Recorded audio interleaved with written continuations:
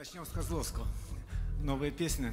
Она, кстати, очень старая, эта песня, но как никогда подходит к любому фестивалю. Она посвящается Антону. Его сейчас нет, он встретил свою жену и ставит палатку. Но песня для него. Дождь стучит по крышам, что-то говоришь мне, ничего не слышу, да что там говорить. И я имею много, песню и дорогу. Я устал от дома, значит время уходить. Я ремень потуже и иду по лужам от скандалов и тоски в такие города, где тайга с порога, где одна дорога. Да это неведомо, неведомо куда. Время опадает листва на ладонь сентября, и костры догорят, все пройдет и вернется, как ветер. Время не напрасны слова наших песен, слова. Так о чем горевать?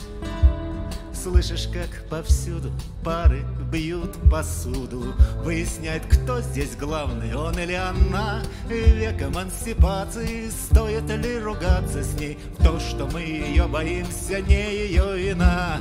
Решено и значит, ничего не значит. Больше, чем гитара, больше, чем друзья. Утюги и шторы, истерики и споры. Счастлив будь под звон кастрюли кто-то, но не я. Время опадает листва